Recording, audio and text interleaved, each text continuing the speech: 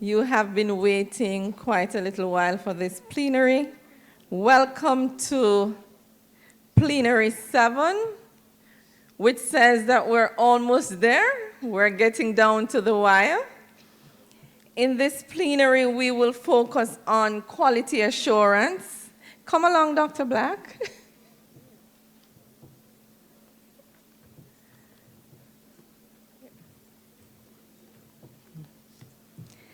So in this plenary, we will focus on two conference strands relating to quality assurance for effective TVET and the National Qualifications Framework. Essentially, these strands will drive the theme for the conversation that we will have and the presentation that these handsome gentlemen will deliver to you. More specifically, we have Mr. Carl Barnett, who is Senior General Manager for the manufacturing arm of Grace Kennedy's domestic foods segment. And his presentation is titled, The Cost of Quality, a Grace Kennedy Perspective. He will be our first speaker, and he is supposed to speak for 15 minutes, so we will hold him to that. Our second presenter is Dr. Dameon Black, and he's the Commissioner of the Jamaica Tertiary Education Commission, and he will speak to us about the National Qualifications Framework. Ladies and gentlemen, in the interest of time, what we will do is have the presentations by both speakers, and then we will take questions after the presentations. So in light of that, I ask you to make note of the questions you may have or the comments you want to make pertaining to each presentation. So ladies and gentlemen, please join me in welcoming our first presenter to the podium. Yes.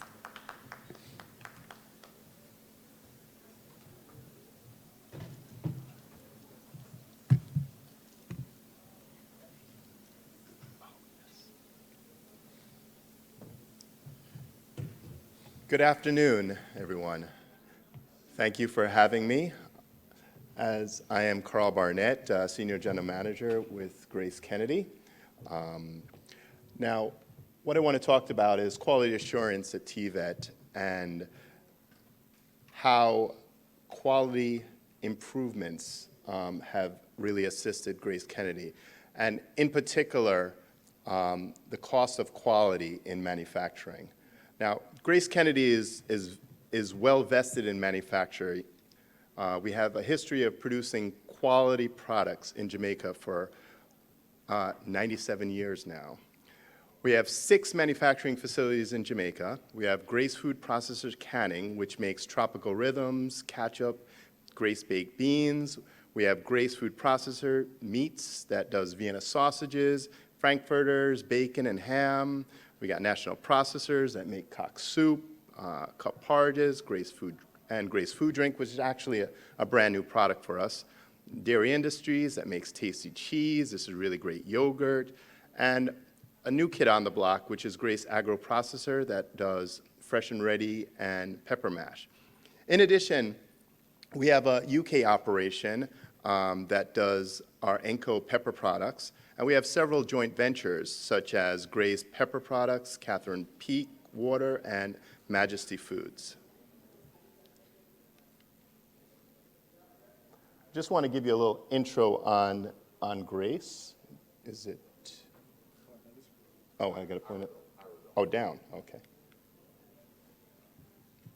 Just a little intro on Grace Kennedy for those of you who may not be familiar.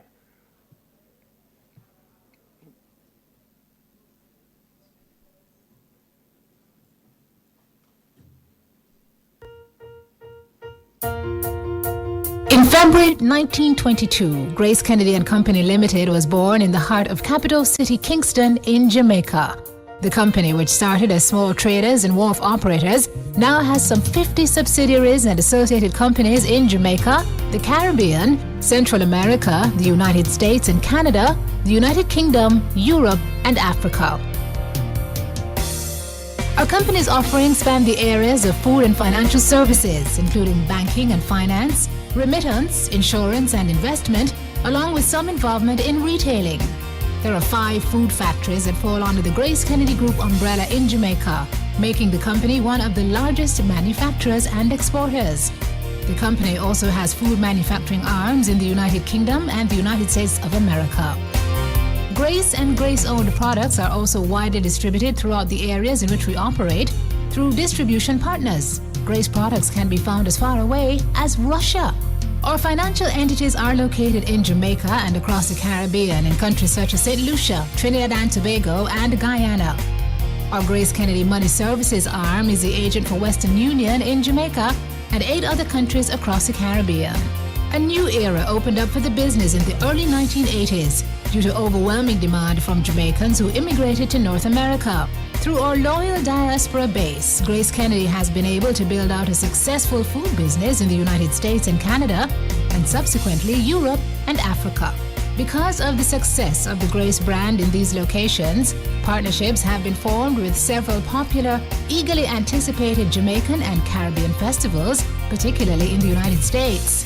2014 marked another significant phase in Grace Kennedy's journey to becoming a global consumer group with the acquisition of US-based Hispanic brand La Fe. That acquisition will be the platform for the further growth of Grace Kennedy's North American business. Grace Kennedy's mantra is, "We care." While we've had success through our food and financial arms, the company has maintained a focus on corporate social responsibility. Across the world, our initiatives have been mainly centered around education and sports, which have proven to be important pillars to nation building.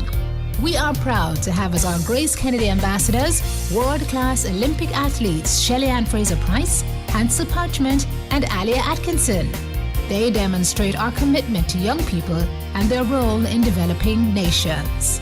We remain steady on our mission to becoming a global consumer group, with the aim of earning 50% of our profit outside of Jamaica and 15% of revenue from 3 continents, North America, Europe, and Africa. Grace Kennedy, the company that was born in Kingston, Jamaica, is now global bound. Please visit us at www.gracekennedy.com for more information.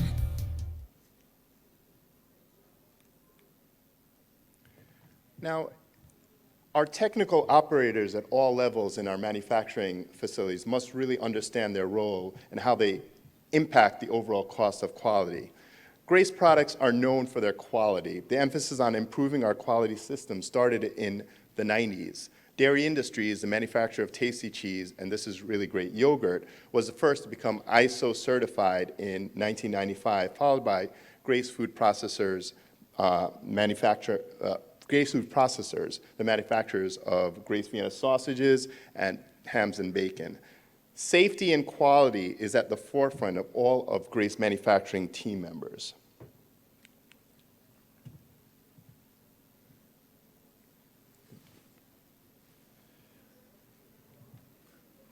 Is it not? Oh.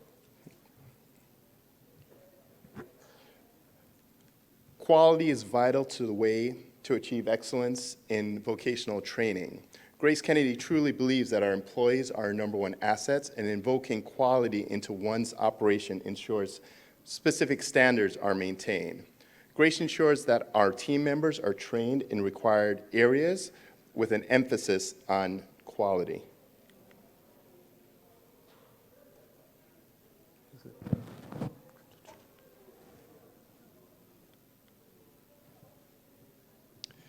Now, purpose of TVET for quality. TVET provides an opportunity for our technical staff to understand the importance of quality prior to entering the working world. Quality is an essential skill to remain globally competitive, and to remain globally competitive, companies must ensure their quality standards are robust. Quality standards must be maintained and documented. Implementing quality system, it's not easy. It takes a lot of work, it takes patience, a lot of human resources, and budgetary considerations. And you must have management commitment, which is extremely critical.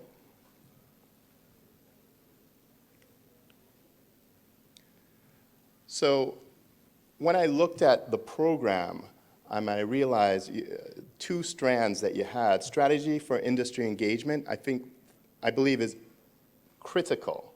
We need to ensure that the students that are being trained will be able to function adequately in their working world. So it's encouraging to see that this is included in your conference. This partnership is critical for achieving TVET's goals.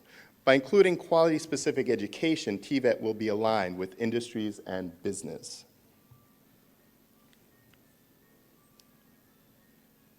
And I am pleased that TVET also included quality assurance as a strand in this conference. Now, more specifically, understanding quality costs. It enables our technicians to understand what the hidden costs are and how to reduce and eliminate unnecessary costs. Problems, they are able to identify problems that are reoccurring and how to resolve them. Eliminating and reducing costs is critical to all companies' success. Team members' understanding of costs will assist them in identifying and implementing solutions to control those costs. By focusing on quality costs, our technicians can add additional value to our businesses. And that's really what we want. We want to ensure that our employees are adding value. And it encourages creativity and accountability. Now, when we talk about costs, the cost of quality, it's kind of like an iceberg, where we are able to focus on the obvious costs, but there are a lot of hidden costs. So like the obvious ones are you get rework, the costs for inspection, rejects, and returns, but there are hidden costs, such as overtime, reputational damage if you had a recall that occurred, excess inventory because you're making making a lot of product just to get out some product, working capital, putting a lot of money aside just to ensure that all the rework it's done, and lost time accidents. So these are some of the costs. So we as a business have to look at the entire cost. Now, the cost of quality quality refers to the sum of costs incurred to prevent nonconformances from happening and the costs incurred when nonconformances do occur. So, and then there's also the cost of poor quality, and that's the actual cost of doing something wrong. Now, all companies must control their costs to remain viable. This tool speaks a language that management understands. The cost of poor quality can range from 5% to 40% in many businesses. And so it enables all employees to prioritize and work on how they're going to reduce these costs. So they're going to look at the low-hanging fruit and try to work on eliminating it. And it helps to eliminate redundant activities.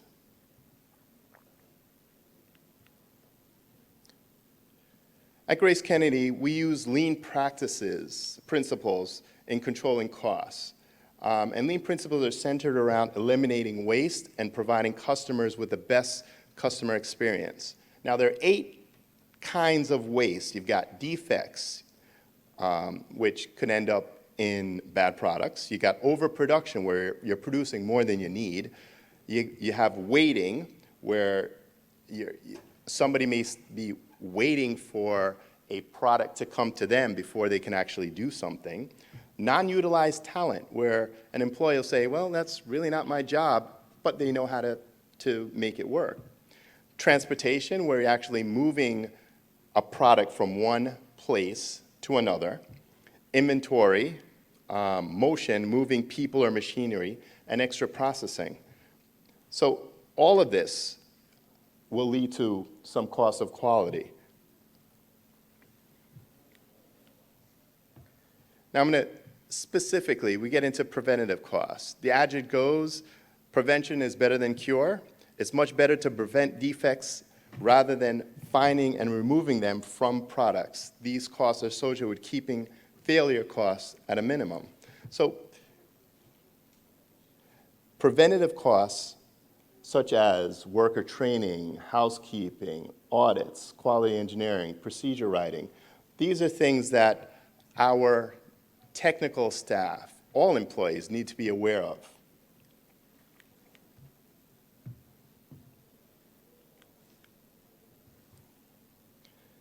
Appraisal costs. These costs are incurred to identify defective products before they are shipped to customers. All costs associated with activities that are performed during the manufacturing process to ensure quality standards. Identification of defective products by a team of inspectors. It is critical to have all team members play a role in quality activities.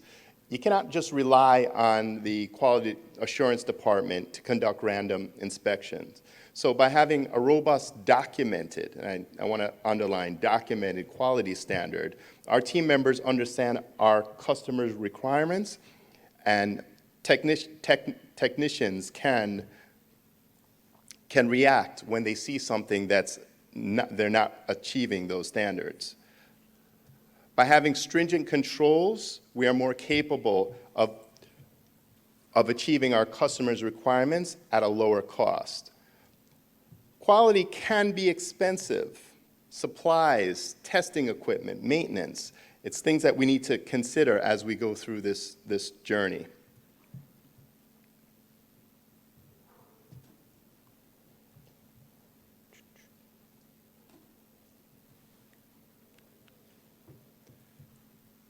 Internal failure costs. Technicians understanding quality standards is critical to being competitive. So you've got internal costs, the costs incurred when products or services fail to meet quality requirements prior to being transferred to the customer. If you have poor quality systems, you could experience overproduction to enable you to achieve customer orders. This results in increased scraps, rework, increased overtime, and additional labor. Consider producing 1,000 cases of cookies, only to be able to sell 600. The remaining 400 would be disposed of. Internal controls are essential to cost control. External failure costs, and this one is really critical here. The costs incurred when a product or service fails to meet quality specifications at the customer. This is when the customer gets the product and it's failing. And the big one here is product recalls. They can be extremely costly. You get angry, very angry customers, and leading to lost business. And when you have a customer, it's easier to maintain it than to go find a new customer. The costs to inform the public, transportation costs when you have to go to the customer to bring back the product, disposing of the recalled products. The big one here is the brand. The brand may experience reputational damage. And I don't know if there are any lawyers in the house, but lawyers can be extremely expensive, and you really don't want to go down that road, but that's what happens when you have external failures.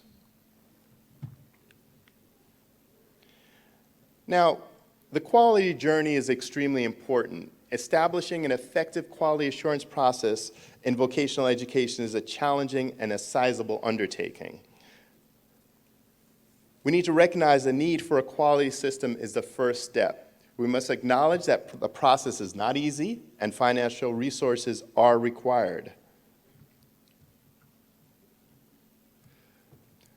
Courses must be aligned with employers' needs, encouraging creative and independent thinking, documentation again, ability to challenge and analyze. Students must be able to set goals and prioritize, and consistency as a standard. One of the things, we must be consistent. And the significant part here is you must have senior management buy-in to ensure it filters down, just not another flavor of the month type deal.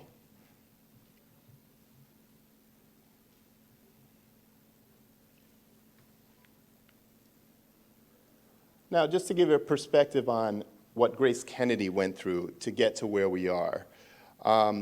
We started in the 90s, as I stated earlier. The process took, for ISO certification, over 2 years. And management commitment, what we do is when we set our business plans and our strategies, we all sit there and we have management commitment, and we say, this is what we're going to do and how we're going to do it. And we actually budget for it. When you're going through a quality journey, you need to look at not only the process, but also your facilities.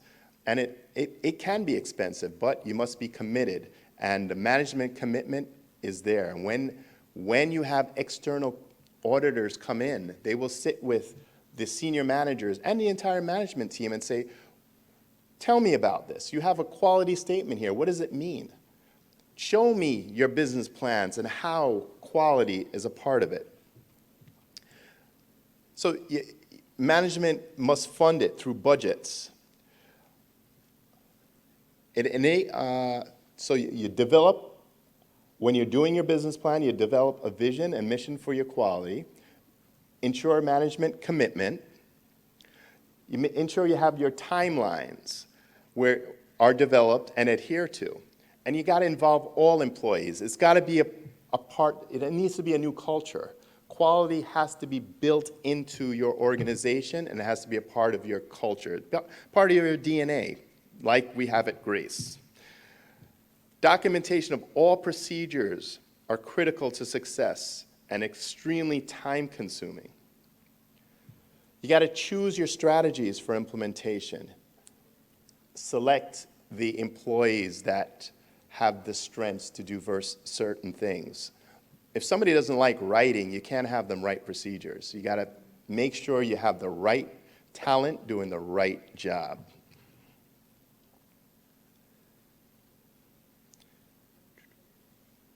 And we also consulted with internationally recognized organizations to get our training done. So you need to educate the workforce. They need to understand why they're doing it, and it's not just additional work. This is what allows us to compete internationally. So we spent a significant amount of time, and we still do, on training our staff so they understand what we need to do. And it's both internal training and it's a lot of communication, constant communication on what exactly we're doing. So one of the other things, you have to audit the process and ensure that it's working, not only internally, but we also spend a lot of money externally for our internationally recognized certification. And it enables us to establish a consistent, efficient means of operation.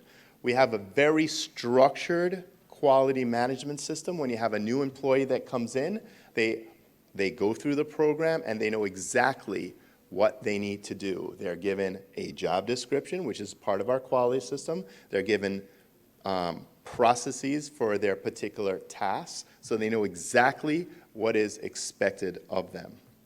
And it gives you a more organized work process, and you're in line with world-class systems.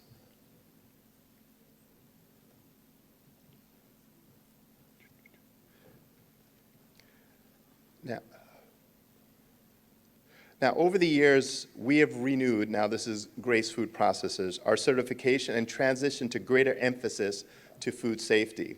So HACCP, we completed in 2010, ISO 22000, which is their food safety, 2015, and we're currently working on our FSSC 22000 food safety this year. So it's a lot of work, it's continuous improvement, and it's getting everyone involved in the process. That is the end of my presentation. Thank you very much.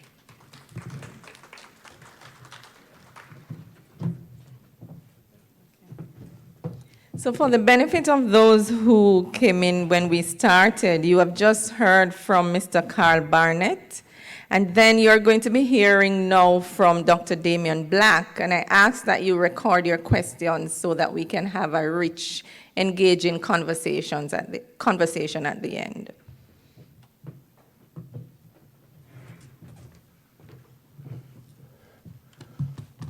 Thank you, Dr. Ruth Bowen. Good morning, good afternoon, everyone.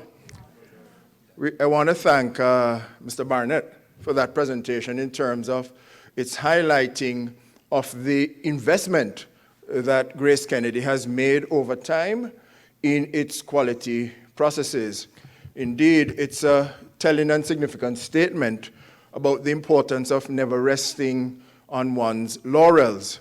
We appreciate the fact that Grace Kennedy, as indicated by his presentation, 97 years old, And very often you could look at that and given the pride of place that Grace occupies in our hearts, in our homes, in our pantries, kitchens, you name it. But nonetheless, they have not sought to just stay there, but to continually advance. I suppose each generation requiring an assessment of strategy and vision and adjusting accordingly, and that hence is the basis for sustainability and viability. And what I want to talk about, following on what he just shared, is the whole issue of the qualification. A qualification, broadly speaking, would identify anything from a certificate all the way through a doctorate. It could be micro-credentials. It could be courses taken through something that has been dominant recently, massive open online courses, MOOCs, micro-credentials, stackable credentials, whatever terms we wish to use. One of the things that we in the higher education sector we have come to appreciate is the fact that we cannot stay where we were, and that the paradigm that dictated how we operated and how we treated with, saw, and acknowledged what was a qualification has to change. And part and parcel of this realization led to the development of what is called the National Qualifications Framework of Jamaica. Now, we also have to acknowledge the role that the Hartrust NTA played with regard to a National Qualifications Framework, because a very early model of this NQF, as I will call it, was developed by Hartrust NTA, operated by its TVET arm, the National Council on Technical Vocational Education and Training. And it was limited in its focus in that it treated with the qualifications offered through TVET, the NVQJs, later the CVQs, etc., and the various certificates. The NQFJ, as developed and as housed and located within the Jamaica Tertiary Education Commission, has to do with qualifications that range from the traditional academic, so we speak in terms of associate degrees, bachelor's degrees, master's degrees, etc., to include the TVET and occupational degrees. We have heard of the Ministry of Education, Youth and Information's department, the Center for Occupational Studies, and its development of and offering through institutions, through grades 12 and 13 in our high schools, in association with the CAP program, their occupational studies associate degrees. It also includes professional certifications. It also includes individuals who don't have anything formal, that is to say by way of a certificate, of a qualification or a certification, but nonetheless bring significant experience, competence to the table. I'm certain that many of us in this room would appreciate an era in which many Jamaicans, when they left high school, and if they had O-levels, and you're talking about, you understand the era in which I'm going back to, right? O-levels, etc., they could go to a firm, commercial enterprise, you name it, and they could begin working and never do anything beyond that and conclude, in very many instances, successful careers. I remember at an institution that I was in academic administration, there's this gentleman who applied to and was admitted to a cohort of students doing an executive master's in business administration. When you looked at the gentleman's qualifications, he left high school, he had a suite of O-levels, and there was nothing formal beyond that to the point of when he studied with us. But you know what? He was a vice president of a leading financial organization in Jamaica. You get me? So in order to assess somebody like that, you're not going to be telling, well, you could, you could say to that individual, but you know what? Come back to us after you have completed a bachelor's degree. You get me? Come back to us after you have done this, that, and the other, and we will consider you. But thankfully, education systems, institutions have developed tools such as prior learning recognition. That process is also part of what we are calling here the National Qualifications Framework of Jamaica. And this essentially helps a country and helps us in Jamaica to classify and place qualifications, critical, classify and place qualifications, thus facilitating local and international recognition and acceptance and mobility. We know and appreciate the fact as Jamaicans, Caribbean people, that we travel a lot, not so? And where the economic opportunities might be limited in our local context, we seek these elsewhere. And so the NQF is important where this process is concerned. There are some basic functions that we need to appreciate about an NQF. One, they describe what learners should know, understand, and be able to do on the basis of a given qualification. And we heard from Mr. Barnett that GRACE prioritizes the development of its human capital. And notwithstanding how qualified persons may be when they enter that organization, I am certain that they still have to go through some further enhancement. That's true.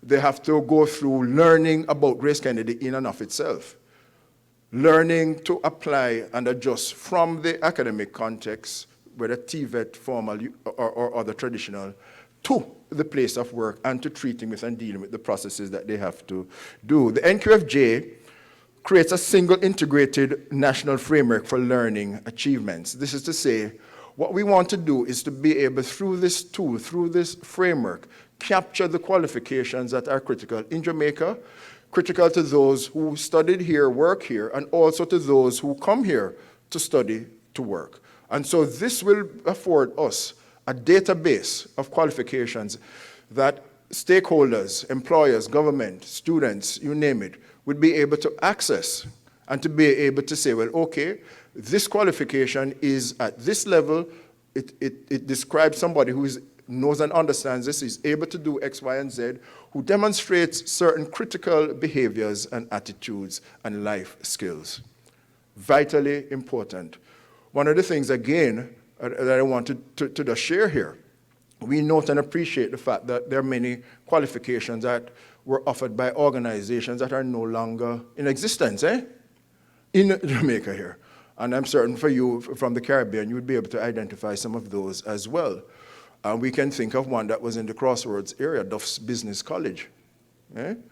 Produced some very competent administrative professionals, not so, who were able to move on and to do. Now, that place doesn't exist anymore. The point is you actually have individuals who still have those diplomas. So how do we treat with those? What do we say to an individual? Are we going to say to him or her that in order to advance professionally, personally, they would need to, again, start from scratch? We have had the ridiculous situation here in Jamaica where individuals who receive bachelor's degrees, qualified from recognized institutions, appropriately qualified and accredited, and an accredited credential. But then when they went to another place wanting to advance, we're told that, no, you can't go to the graduate level. You have got to start from the scratch. Okay? So persons were losing some significant investment and wasting a lot of time. And we have had to say no to that, because essentially if we want to get ahead as a nation, we have got to do better. So integrating, to be able to speak to and demonstrate learning, facilitating access to and mobility and progression within education, training, and career paths, and then certainly to enhance the quality of education and learning. Yeah, I know you won't be able to see this in much detail, but the NQFJ, this is really a comparison between the CARICOM qualifications framework and the transnational qualifications framework of the Commonwealth. And what we essentially have are 10 levels, treating with very basic access all the way to the doctoral level. Now, for us in Jamaica, when the NQFJ was first launched in February 2017, it was launched as an 8-level framework, and then it had 2 levels, Access 1 and 2, that were not accorded any status by way of a level designation. What we have done is to reevaluate this and to say, no, let us incorporate those two levels and then to proceed with ensuring some alignment with what obtains globally. And so the NQFJ will be transitioning to a 10-level framework. And as I said, it will capture individuals who demonstrate certain characteristics, certain competencies, certain knowledge, understanding, and then to take them. One of the things that we will be doing in terms of operationalizing the NQFJ is to treat with the whole matter of placing certain qualifications. This will help the organization to develop some competence in what it has to do. When we talk about placing a qualification, we will be able to assess it, look at the program in terms of its content, look at a program in terms of the learning outcomes, look at the teaching learning process, look at some of the evidence, beg your pardon, in terms of the artifacts, assessment pieces, the things that would be done by the students completing these courses to be able to demonstrate such and said competence and to be able to accord at an appropriate level. This will be critical. We'll be having a registry that, again, individuals will be able to access, which will tell them if their qualification or if a certain qualification is located within the NQF and what level it is located. Certainly, in what we have to do and what we are currently engaged in is a process of developing a national policy for higher education. And this will help us to craft and define certain policy emphases that covers the entire sector, one aspect of which will be the qualifications policy and the national qualifications framework of Jamaica. And then we want to engage industry. So Grace Kennedy, companies, the industry associations, the Manufacturers and Exporters Association, the Employers Federation, PSOJ, etc., and the other appropriate entities to be able to, through them, engage their members to understand the importance and the critical role that a tool such as the National Qualifications Framework.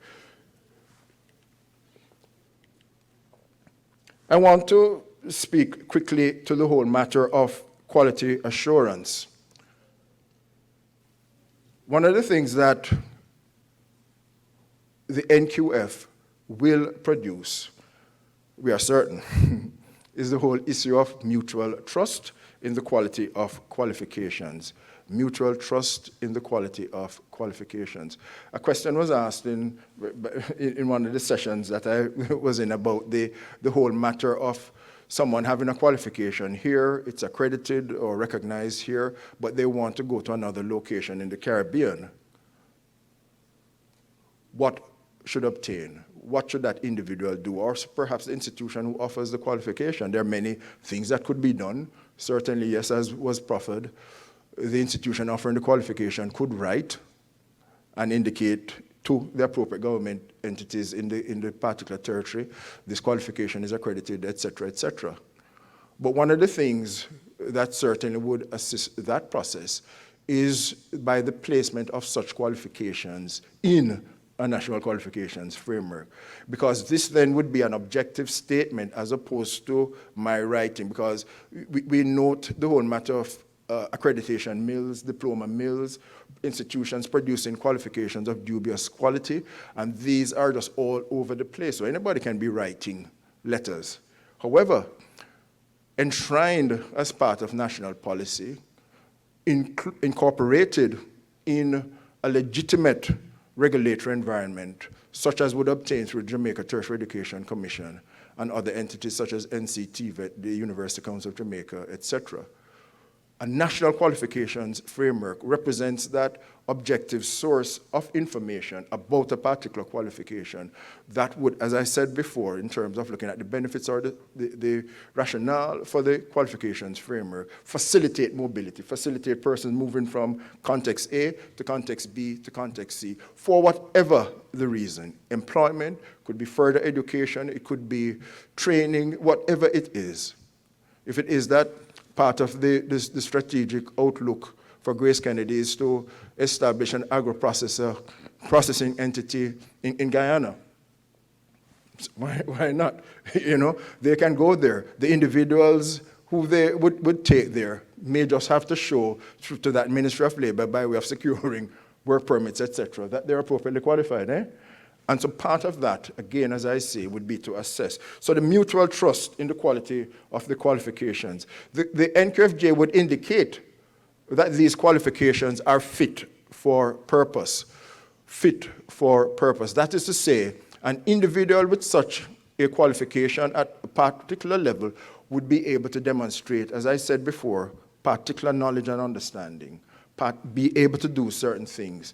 And it would be suggesting that these individuals would be able to demonstrate the appropriate attitudes and the appropriate disposition that might be critical to said organization. Yesterday, we heard from persons within the tourism industry. We heard from the Culinary Institute of America, is it? Oh, okay, yes. And the fact that they were doing some testing and assessment, beg your pardon, at the Montego Bay Convention Center. Again, there are entities here in Jamaica that produce the academic certification, and they are able to segue into industry and to work. But very often, as I was saying with regard to Grace, there may be the need for further training, etc. But when they get the professional certification that something like the Culinary Institute of America would offer, or the JCTI as it develops over time, what you're talking about here is that the industry would be able to look at that certification and say, yes, this individual is able to do, okay? And can hit the ground running from day one of the engagement of that person. So stakeholder involvement and acceptance is critical. Having a shared language is absolutely important. One, and not saying yea or nay here, UWI has a 3-year bachelor's degree, UTEC NCU 4-year bachelor's degree. It's not about, one being a longer duration is better, or, you get me? That's neither here nor there. But if it is that they're placed on the same level on a qualification framework, then we would be able to get over this argument of saying, okay, is duration that critical? You understand what I'm trying to say here? We need to appreciate the importance that this tool, when it is that we in academia, we in regulatory and institutions, JTEC, UCJ, etc., in academia, in industry, as it is, an NQF has to reflect the needs, the aspirations, the perspectives of us all functioning together, okay? It has to. And so part of the development of the NQF involved critically the whole matter of industry. One of the things that we have to do is to ensure that the NQF facilitates and promotes labor market relevance of the qualifications that are offered. Far too often, as I said at the outset, when we look at Grace Kennedy, a company that has reinvented itself, never resting on its laurels. Far too often, academia rests on its laurels, looking at the priority of an institution, perhaps by year, vintage, you name it. But the society in which we are engaged, as we have heard about since Wednesday, is no longer tolerant of such notions. The Oxbridge dominance in the UK has long since been broken, okay? Long since been broken. You still have the Ivy Leagues in the US, people going through paying hundreds of thousands of dollars a year to acquire these degrees for the simple reason that they then allow easier access and facilitate probably a higher place on the pecking order. No, that will not do, and we are seeing industry saying no to that, okay? The NQF will assist the clear articulation that qualifications are promoting labor market relevance. I spoke already about prior learning, that's me, achievement and recognition, and we also have to emphasize the whole idea of the various pathways to learning and progression. One of the things that I just want to touch at this particular point is the whole issue of the credit, what we call a credit. So, you know, academic programs in the traditional sphere have tended to focus on how many credits. And then there are a number of ways of treating with counting and recognizing the number of credits in a particular degree program. Certainly, when we speak of a credit, you know, we think of the traditional seat time. I remember once hearing Professor Morris speak about some of his background and how he grew up in some place in St. Elizabeth. Forgive me, I don't remember where. Is that St. Elizabeth? Oh, Clarendon, sorry, sir. You went to school in St. Elizabeth? No, it's Clarendon, okay then. But the rest of it is true, though, what I'm going to say. All right, bless the Lord. I mix up where you say you were coming from. But, yeah, man. But here's the thing. What he spoke of was a natural curiosity for things, the natural environment, not so. And how it was that he engaged, used his hands to build things. Just recently, I was speaking to a young man who did an exam. Let me not call an exam. And part of the exam, in a particular area which is IT related, was to design an app. So I said, oh. So I said, so you saw it working and whatever? You said, no. The exam and the process only required us to write it up. You get me? To write it up. I was taken aback, you know, but I said, well, okay. I suppose I can understand. Well, I suppose. But when we talk about the NQF, PLAR, looking about competence, etc., this is critical. It is not just seat time, because you almost, is as though you have satisfied your sentence. Eh? Every week, this session over a semester, and do the assignments, and you have completed, and you will earn your credits. But thankfully, there are entities that are pushing the boundaries and refusing to accept such notions and speaking to credit in terms of proving your competence, being able to demonstrate that you have achieved the learning. The young man, as opposed to writing it up, had he built and developed an app, and you then downloaded that and saw it working, that person could get the credits, not so? So this is the world and the dynamic that the NQFJ will facilitate, believe you me. We want to look essentially at a very dynamic, innovative, and creative higher education landscape. A higher education landscape that shows industry facilitating, collaborating, cooperating with academia, government, regulators, so that this environment within which we live and function will say to the world that the individuals and the quality of the qualifications that they hold, their competence, you name it, are able to satisfy your needs with regard to investment, with regard to being certain that what you need to ensure the success for your business, you can achieve right here in Jamaica.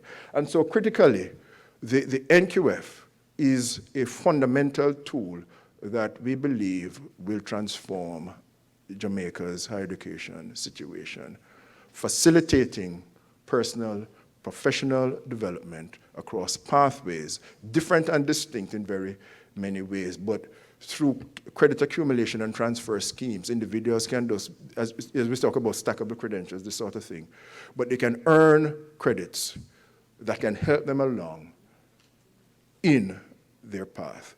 and their preferred goal. Essentially, I'm going to have to stop there, but I want to thank you for the opportunity to have presented at this time. Okay? Bless you.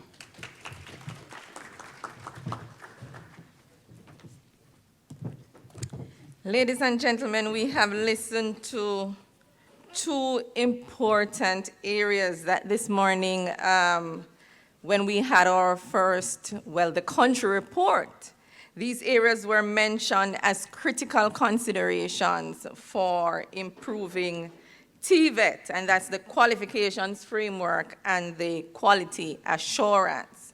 So as we continue to have the dialogue, I just want to remind us, perhaps, about some of the things that were said to jog your memory if you did not write down your question, or to help to stimulate, further thinking as we move forward. So we listened first to Mr. Carl Barnett, who spoke to us on behalf of Grace Kennedy, the company that we all know and love, and it's a worldwide company, and when we travel and go to anywhere in the world and we're tired of the food of the other places, we look to see, is there somewhere here with any Grace product? And we quickly grab them. So Grace is everywhere. And he went through his presentation by telling us why Grace is everywhere. And so as I listened to Dr. Black, I said to myself, here we have in this conversation experience and youthful exuberance. So we have Grace, who has been doing this for a long time, and here we have JTech really trying to get us on board to appreciate and recognize a particular product. So Mr. Barnett took us through what he referred to as the experience of Grace plus the cost of quality. And there were some things that I noted as he spoke about the cost of quality: the importance of documentation, the importance of structure, the importance of consistency, and the importance of relevance. And transitioning now to Dr. Black's presentation, these things carry forward as well. Because when we look at the NQF for Jamaica, we're looking at the importance of ensuring that there is mobility with the qualifications. And if we want to ensure that wherever we go, these things are recognized, there must be appropriate documentation, there must be consistency, and there must be relevance. And Dr. Black spoke about the relevance in terms of ensuring fit for purpose. So I'll pause before I continue to talk to get some questions from the audience. So if you have a question, just go to the microphone that's in the aisle. We have one there, one here, one over there. Thank you. Good afternoon. The question of preparing... Oh, sorry. I think the procedure is you say your name and where you're from, the institution or organization. Yes. Oh, yeah. My name is Carol Rose Brown. I work for the Minister of Tourism for the JCTI. In the earlier session, somebody asked the question, how do you prepare people the right attitudes? And I didn't hear the answer, but I heard the answer in this thing, so I just want to make sure I understand it. And in so doing, I want to ask the question, at Grace Kennedy, how long is your onboarding process?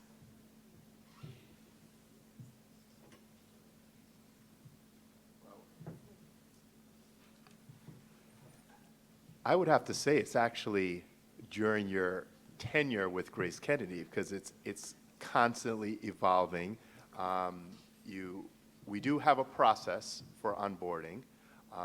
We have the typical come in, go through the process.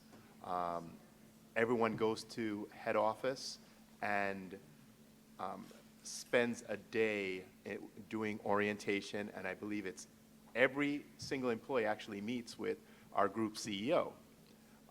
He comes in and introduces himself. We go through the history of Grace Kennedy.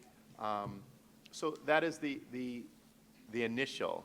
But then as we go through, we have our business conferences, we have every year, we have our budget and strategies, which we have to inform all of our employees. So it's a continual process that everyone is continuing to learn about Grace Kennedy. And Grace Kennedy is a large, large group. I think one of the things I struggle with is the degree to which our onboarding in the average situation is like a 20-minute exercise. And in that shorter period of time, you really don't have a chance to understand what the requirements are, what the terms and conditions of succeeding in this environment are. And I think if I'd like to answer that question that was asked earlier, we really need to do a formal 3-4 day long, minimally, onboarding process so people understand what we want from them in the workplace. I would add to that, when we're onboarding, it's not only, okay, this is your particular job. We do go through, this is your job description. This is the people you'll be working with.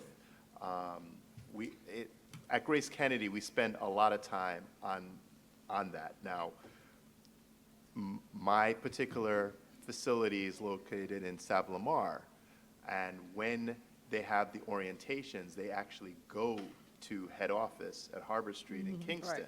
Right. And we spend that time, and that's resources, money, all of that, to make sure that everyone gets the same experience as they go through the process. I wanted to say, I just wanted to respond to that, if I might. I know you asked Carl and Grace, but something in one of the presentations here triggered the thought process, and I spoke with a colleague from the CXC. I'd met her initially because of some work we did in assessing their associate degree to whether or not it was a higher education qualification, okay? But one of the things that we noted, the emphasis for placement with industry that the students would need, dependent on the particular subject they were studying. One of the challenges I think that we face here in Jamaica is the number of placements available to students. So Carl would have spoken to what happens when they go to Grace Kennedy. But the process that you are speaking to, I think, would be greatly assisted and enhanced by those little experiences of exposure to commercial enterprises, to business enterprises, etc., so that they see and can understand what it is that we speak about: attitude, the importance of punctuality, service, just a whole range of things that the workplace expects of them. But because of the competition for spaces at all levels of the educational system, for what is there, and then the narrowing opportunities, and then the fact that sometimes too the internships, etc., are not that significant, because I know, for example, people in MIS or IT, when they go to some organizations, the organization is not going to afford them access to certain things because of the sensitivity of information, you name it. But the point is, I do believe that even prior to getting to who will employ you, is the industry education, collaboration for internships, placements, however brief, however short, just to help them to understand the attitudes, the skills, the disposition required for success. Thank you. Okay. We have a next question over here. All right. Thank you very much for your presentation. And it was very stimulating. Floyd Scott from the Council of TVET Guyana. My question is directed to Dr. Black primarily as a result of the prior learning assessment and recognition system. It's unfortunate for me that I haven't seen a representative from the CARICOM here, especially when we are speaking to the CARICOM skills certification. Because I had a recent experience where a person who was involved in a specific skill, over 40 years experience, I would say partially not fully competent in writing, but excellently can perform his task in all manner. If we use the prior learning assessment and recognition system, what methodology is in place to ensure an establishment of fairness and trust in whatever qualification is given to that person, so that that recognition is transparent throughout the region per se, if there is an approach to that. Dr. Ramonde, and her colleagues at Heart Trust, I think, have mastered the process associated with what you have spoken to in terms of going to workplaces or even that persons coming to them to have their skill level, their competencies assessed and given an appropriate certificate. That is one. Two, prior learning, PLAR, is essentially going to be in context, in institutions. That is to say, somebody presents and wants to do an academic course or some sort of training, and then they are assessed, accorded a particular level, and then say, okay, this is your program towards this end. One of the things that, and it mirrors, I think, what Hart is doing anyway in Jamaica. There may be a need for us, a national system, or some system, okay, where individuals can go to established centers, okay, be assessed. I mean, they meeting certain requirements, or whatever those may be, okay? Process, established process and so on. Whatever. And then coming from that, accorded a qualification, all right? And I'm this is Dameon Black speaking, all right? In Jamaica, we have the Council of Community Colleges of Jamaica, which mirrors something the British had, the CNAA, Council for National Academic Awards, or something like that. That was a body set up to enable institutions that didn't have the right to award degrees, to facilitate them, etc., to award degrees to persons who met. But part of that, it's in Japan as well, but a similar body. But part of that, I think, could be facilitating a national system whereby individuals, precisely where you are, can receive qualification, but then can also be allowed to prove competence in other areas. So for example, you mentioned the individual in terms of the communication skills. How can that individual come up to speed so that there is a complete perspective or profile to enable X, Y, and Z? I think it's going to require some significant conversation so that we can treat with many of the persons within our context who are lacking where this is concerned. But the conversation is critical, vitally critical. But I think Heart Trust, NTA, many of these bodies are leading the way where this is. Okay, we'll take a final question. My name is Ludlow Thompson from the Center of Occupational Studies, Ministry of Education. I must congratulate the presenters and the very valuable information that was passed on to us. I'd like to ask Dr. Black. You spoke of the expansion of the current NQF from 8 levels to 10-level system. What impact is it going to have on qualifications lower down? What is the impact? Because they're extending the qualification. What impact is going to happen to? Essentially, the NQF has launched 8 levels, 8 formal levels from levels 1 to 8. Yes. But it had 2 levels at the base, Access 1 and Access 2, that were not accorded a level in terms of, they say, level 1, 2, 3, etc. They basically were 0. Right? Okay. But that was okay in that it aligned with ISCED, UNESCO's system for classifying qualifications, all right? Because they too had a level that spoke to access, very basic literacy, numeracy, skills, competencies, this sort of thing. There was the view that many countries in the world were at 10 levels, and to reduce confusion and conflict over the placement of qualifications, maybe we should just adopt a 10 level. Here is the basic situation.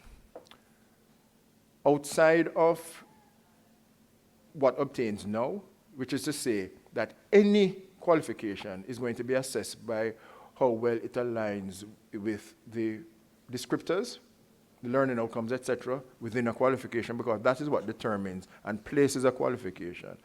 The only challenge, quite frankly, that I see would be for TVET, which speaks about a level 1 qualification, right? But level 1 right now, as it is, would be essentially at level 3 in the new 10 level scheme. You see what I'm saying? So, but the level 1, even though you may call it level 3, doesn't mean that it has stepped up. It will still have to align with whatever the descriptors, the learning outcomes are, to enable the placement of a qualification. So essentially, there will be no real change in terms of the assessment of a qualification and determining where it should go. It's just that, as opposed to a doctorate being level 8, it will now be level 10. And just some of those basic things. Okay. From my perspective. Okay, right? thank you. Yeah, man, you're welcome.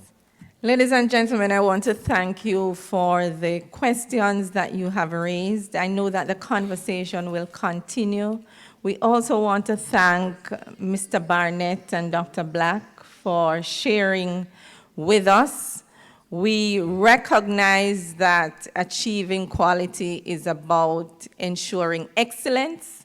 And if we want to ensure excellence, we have to be patient with the process, be committed to the process, and put the funding in to monitor the quality. So, gentlemen, thank you so much for sharing with us, and we look forward to continuing the conversation.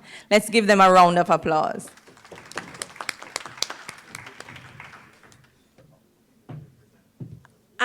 We will now have the industry awards.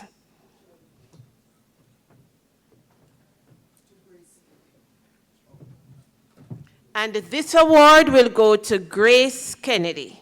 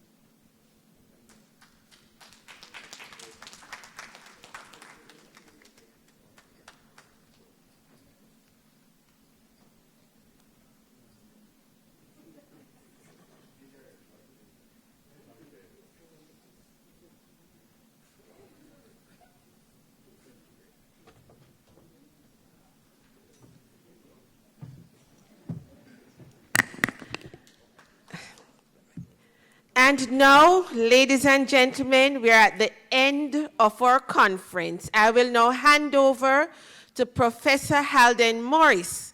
But before I complete my job, I'm asking you, please complete the evaluation forms. We need to get your feedback. So the ushers will be coming around to collect those forms. Professor Morris, over to you.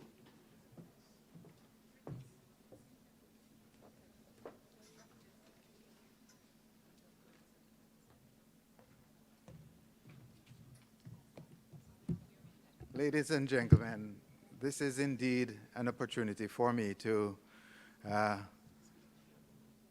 bring this conference to a close. I know we would like to stay here and have more deliberation, but our time factor let us come to a crunching halt as it relates to what we're doing. So let me thank you all for participating in this conference. It was awesome having you. This conference, we're going to look at it in terms of some of the ways forward. We have had comments, we have had presentations. We're looking in terms of making this movement more sustainable and be able to guide us as we go along. I would like to recognize, firstly, the partners that made this conference possible. I'm not giving a vote of thanks now. I want to recognize them because it's important. We have on the board here a movement that started 2012, and we've had ups and downs. We've had good conferences going forward, and we've been encouraged by the participation that we've had over the years. So we've had the Ministry of Education as one of our main sponsors this year, and they have stood to their task. And also we've had another ministry, the Ministry of Tourism, through the Tourism Enhancement Fund, that participated in this conference. We also have several universities. The University of the West Indies, of course, is the lead agent that tried to get this conference going. And we've had the University of Technology participating in former years, and this year is no less. We also have the University of the Commonwealth Caribbean joining us this year, which was indeed awesome to have one of the private universities getting on board. And of course, UNESCO has been with us all the way. As a matter of fact, the first conference was UWI UNESCO conference, and persons indicated who were sponsors said, we don't want you guys to do this alone. We want to be partners in this too. So we started inviting partners to produce this conference. A strong partner in what we do is Hartrust NTA. This is about our training and delivery system for the workforce. So what we're really doing here is on behalf of our national training agencies across the region. So we're really taking forward this movement in relation to the workforce, which is what our training agencies are about. And Hartrust has always been part of the conference and always been supportive in getting us forward. This year in particular, we made a special effort to engage with industries. And I must say, we have been successful. We've had Grace Kennedy all along. They've been always there, but just not getting that partnership thing that we need to have. But this year, Grace Kennedy agreed to be a partner, and we appreciated that. And Grace Kennedy has stood to their commitment to be a partner, not just to sponsor and so on, but actually to shake hands with TVET. We've also had Sutherland Global, and you've heard from Sutherland, who have been involved in TVET and trying to engage the university and other stakeholders in delivering programs. We add the Tourism Enhancement Fund as an industry in this regard, because TEF is really one of the major industries in Jamaica. I know it's lunchtime, so I'm not going to delay you here. I'm going to hand you over to Dr. Leet Nelson, who has prepared some choreography. She's always doing some artistic things. So we're going to invite her to take over at this point and take us through the conference strands and what she's been doing and so on and so forth. And I'll join you back just after that is finished to talk to you about the communique that will be coming out of this conference. So we have a draft, and we're going to share some of it with you. Okay, so now, Dr. Nelson. I don't like to talk too much, you know, so. Okay, Dr. Nelson will take over from here.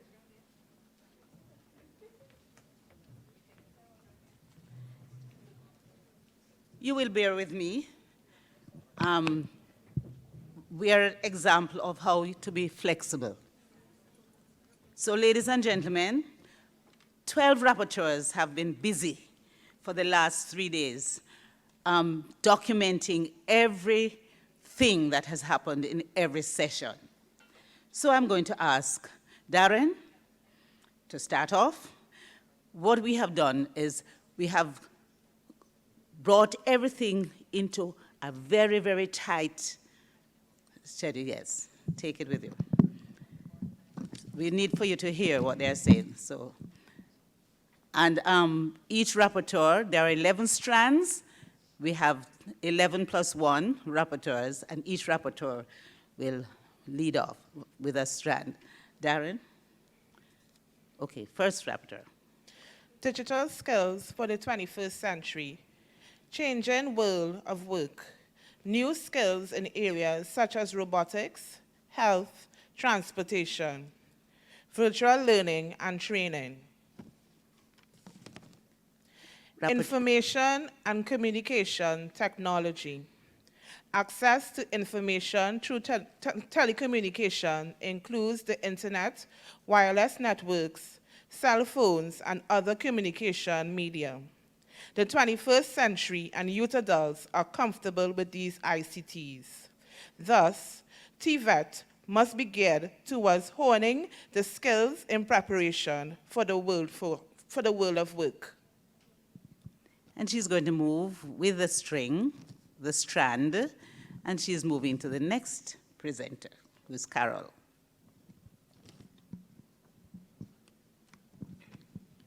New and emerging jobs. Cross-cultural competencies, team skills, building process outsourcing, automation. And so Carol moves to Marlon. For the fourth strand, we have promoting TVET access and inclusion to include preparing our youth for work, to reduce the unemployment, and to unlock the true potential of the everyone. The fifth, Karaya. For our fifth strand, TVET for youth empowerment and entrepreneurship. Self-sufficiency, creativity, self-confidence, career development, tools for positive change. And then Karaya moves to Alia. Strand 6, sustainable financing for youth development. Local, regional, and international investments. Repository for managing allocation of funds locally and/or regionally. Financing in alignment with economic and social agenda. And she moves to Gloren. Strand 7, TVET contributing to GDP. Gross domestic product is one of the primary indicators used to gauge the health of a country's economy. TVET is a major contributor to the dollar value of goods and services in each country and the region. Management, education, and training towards excellent technical and vocational skills will boost the economic performance of each country. And Larry. Strand number 8, strategies for industry engagement, partnership and collaboration regarding work experience, retooling and lifelong learning, transferability, flexibility, workforce building of analytical and discussion-making skills, management and operations, personnel and retraining. And to Danae. Strand number 9, TVET and sustainable development, globalization of trade, social transformation, alignment with sustainable development goals, changing needs of modern organization in developed and developing world, importance of human capital development in sustainability, economic and social agenda, and major issues confronting Caribbean nations and beyond. And to Eric. Strand number 10, quality assurance for effective TVET.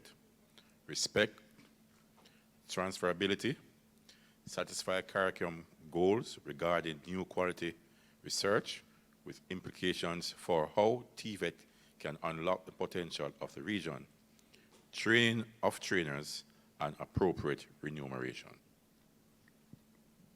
Strand number 11, TVET and National Qualifications Framework, benefits of certification, standards, personal satisfaction, improved quality service, competence, bridging the gap, respect, and recognition. And Kevin, will you please bring all of the strands together? Will you bring them up here in front of the audience? In 1 second.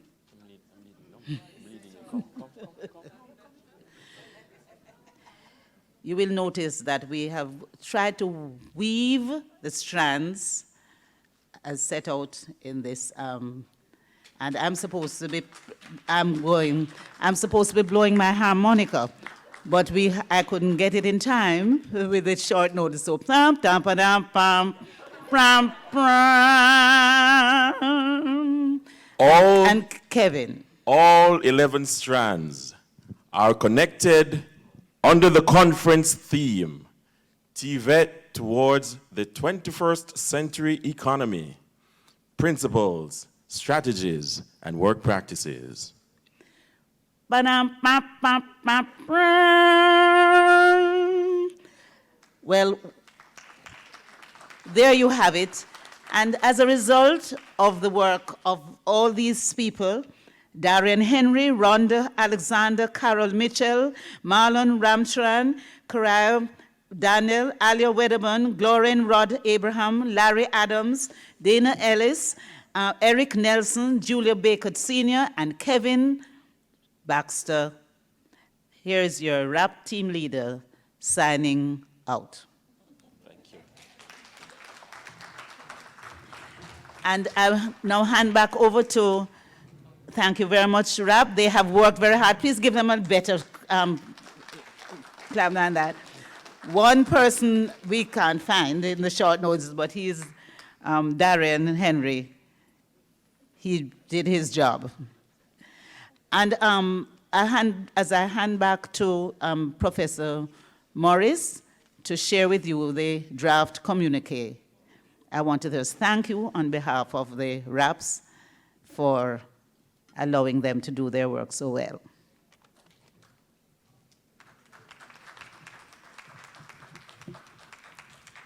That sounds like a scanty clap. Let me hear a better one.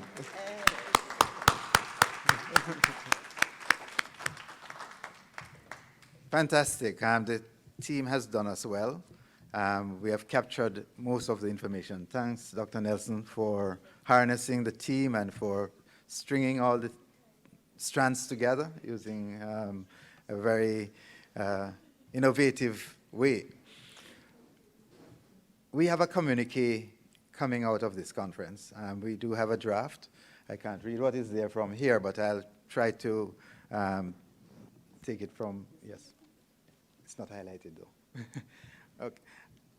Okay, this 4th International Conference on TVET in the Caribbean, under the theme, TVET towards the 21st century economy, principles, strategies, and work practice, featured 11 strands, which form the framework for presentations, discussions, deliberations over the 3-day period, May 22nd to 24th, 2019, in Montego Bay, Jamaica. The draft was endorsed by conference delegates at the closing session, which is now, on May 23rd, and later incorporated amendments made by members of a special subcommittee which comprised representatives of the conference partners. So we are talking in the future here. The document specifies strategies and actions to be taken in the short and medium term to chart the way forward with respect to delivery of technical vocational education and training for the 21st century economy. So we start by assuming that we're going to get some things done afterwards. But nonetheless, the communique starts with acknowledgement, and I won't go through all the acknowledgement, you'll see them, but we have done a lot of things in the past, and basically we acknowledge those. For example, the advancement of digital technology in realigning necessary workers to perform effectively in the future, the role of local and international stakeholders in advancing the objectives of TVET. I just named 2. Now we'll head down to the bottom of this list, which is about 20. The beginning of the alignment of TVET with general education in the region. For example, in Jamaica, the integration of TVET with core curriculum units which have merged. And again, the heightened participation of industry in TVET. And we have several other acknowledgements, which I know you know them, and I guess you'll agree with all of these when you see them. We have some recommendations emanating from the conference. Again, I won't read all the recommendations, but I'll try to highlight the major ones for you.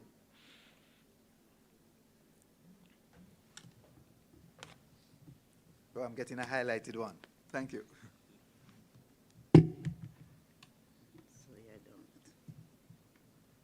Recommendations.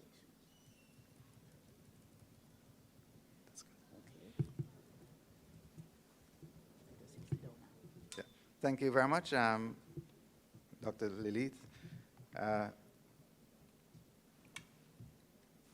We have a number of recommendations, and quite a number of them. And I'm going to highlight just about 4 or 6 of the recommendations, and the others you'll see on the website. This will be placed on the website for you to make comments and give some feedback on. But just in the interest of time, I will highlight these few. The first I'll speak to is CARICOM continue to establish visibility and make proactive efforts with respect to their role in relation to human capital development in the region. I think the conference thinks that we need to have more visibility in this area. The next I'll highlight is an integrated approach as articulated by UNDP to be pursued by both public and private sectors to achieve sustainable development that tackles the connected issues of poverty, inequality, exclusion, unemployment, and crime, while enabling sustainability, enhancing knowledge, skills, and production technologies. A third that I'll highlight, representative governments and industry leaders promote, encourage, and implement relevant orientation of the workplace to advance retooling and workplace learning. Fourth, educational institutions continue to reconfigure their curricula to align them with the demands of modern and emerging industries and enable innovation and technology transfer. And the fifth to be highlighted here, sustainable effort be made to develop the new TVET policies and review existing ones throughout the region to support the development of digital skills for the 21st century worker, facilitate the use of relevant information and communication technology across the region, increasing preparation for new and emerging jobs, promoting access and inclusion, and providing opportunities for youth empowerment and entrepreneurship. And I highlight another one.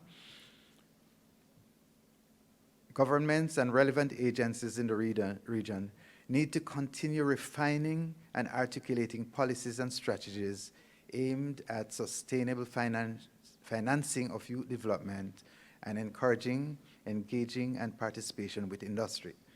And you notice that this is coming out several times in the presentation about aligning with industry.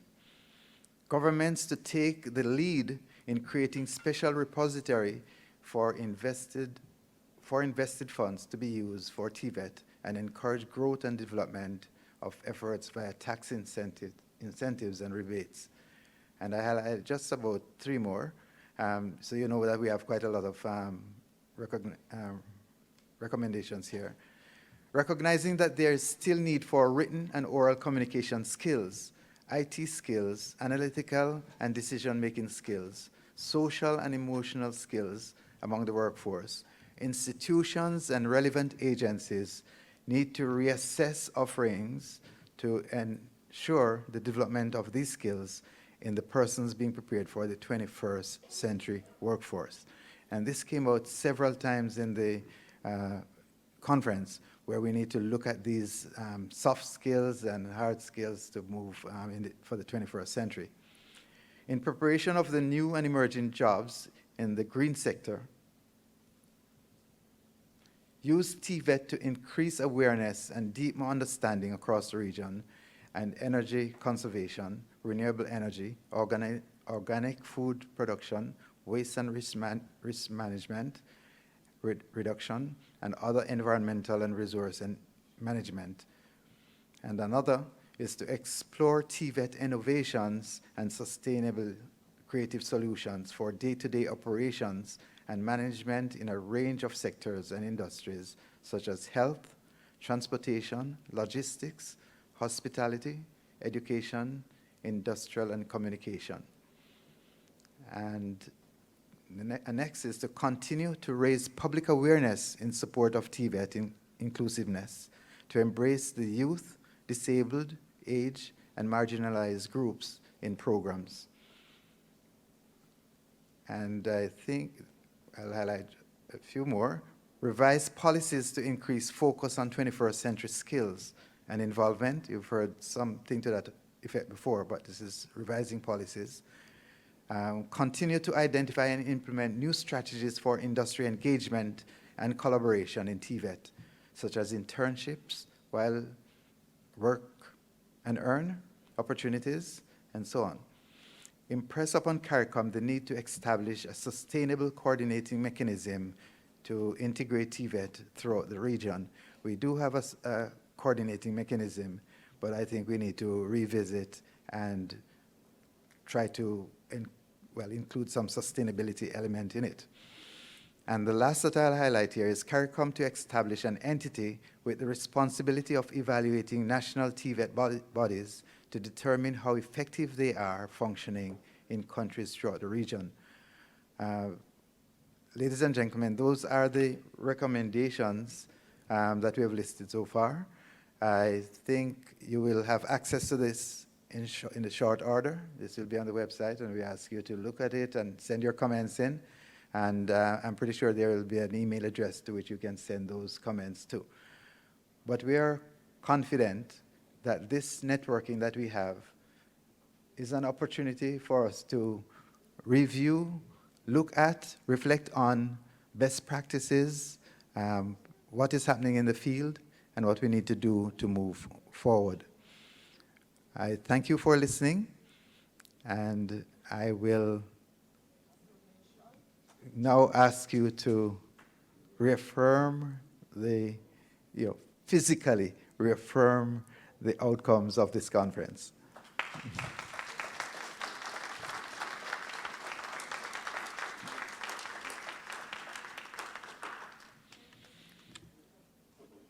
Ladies and gentlemen, we are really at the close of this conference. We have heard the communique going out. All that is left for me to do is to really thank you for coming, and I need to thank a number of persons for participating in this conference. I need to ensure I'm not looking at an agenda, so I need to ensure that I'm not doing what I'm not supposed to do by thanking. Okay, so I just wondered if there was somebody going to say thank you at the end. But since nobody's not going to say thank you, I must say thanks to the planning committee of this conference. They've done an awesome job. Don't look at the size of the audience in there. This was unintended. This room should have been where those marks are. That's where this room should have been, but of course it got extended into another room, so we ended up with more space than we actually wanted. So this is quite good. Well, we had more space, but we have used it pretty well. I know you are from several parts of the world, and we appreciate that you could make it here to Jamaica for this conference. We intend to have this as a biennial conference, so I'm pretty sure the School of Education will be making plans to host or to have somebody some entity in the system to host a conference in the next 2 years. So we do look forward to your participation then, and hopefully we will have a better TVET system coming out of these conferences. Special thanks to our UE partners in Trinidad. Hint, hint. We have had quite an engagement with our Trinidad partners of UWI. They offer a TVET program in UWI Trinidad, St. Augustine. And certainly, we have had their support from day one.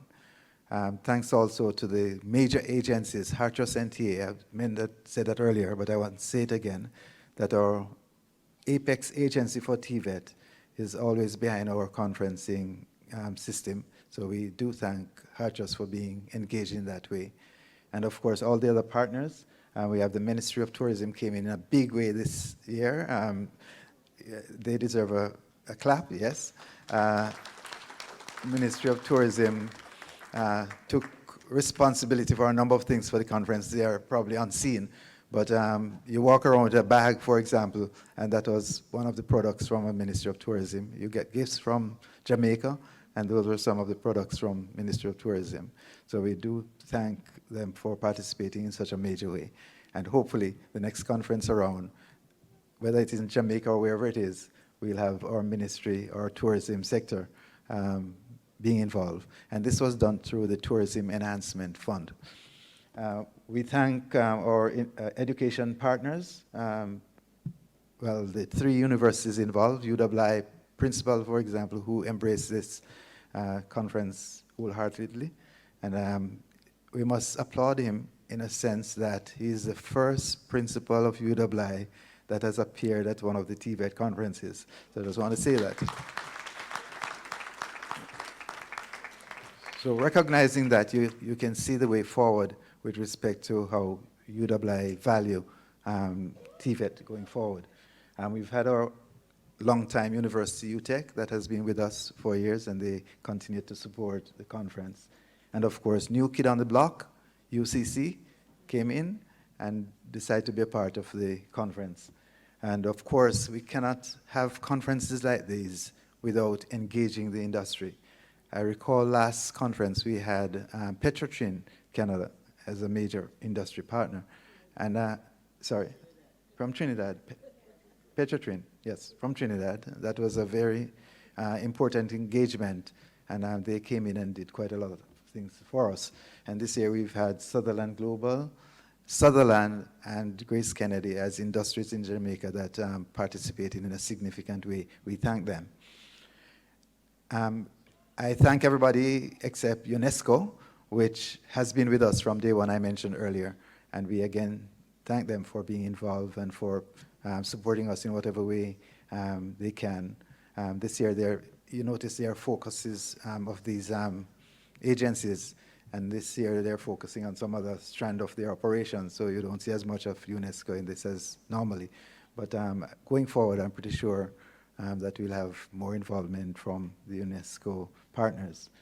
And of course, that's our partners. The only other persons I need to thank now are our own people here. We thank you for coming, the participants. They've been very effective. They've made some very good presentations.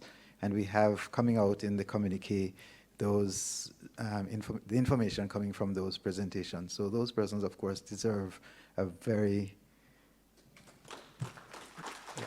Yeah, there you go, there you go. Last but not least, let me thank our conference coordinator, because a lot of what you see happening here is as a result of the coordination through Dr. Powell. You see her scrambling around.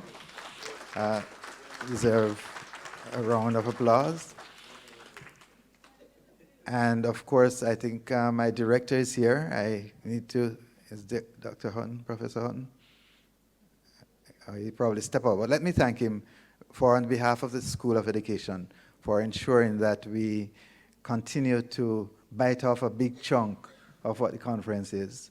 It might seem, like it's automatic flowing, but our School of Education has embraced the TVET conferencing and has financed and put a lot of resources behind getting this conference going. So we have to say thanks. I say thanks on its behalf. And of course, I would like to thank the hotel for accommodating us and for making this a very pleasurable conference. I know that we weren't necessarily 100% attended to this time around. I like to call the spades where they are and put the, where our challenges are. We have some glitches, of course, in the conference itself with some timing and so on. But I know you understand, and this is a learning experience. We are still young in the conferencing business, so this will take us in the future to be better conference planners and to make us, better place in the way forward. I thank you all. Probably our international partners, persons, I didn't make special mention of you, but we've had international persons coming in from United States, Africa, and elsewhere. We thank you and have a safe journey back to your destination. Thank you all.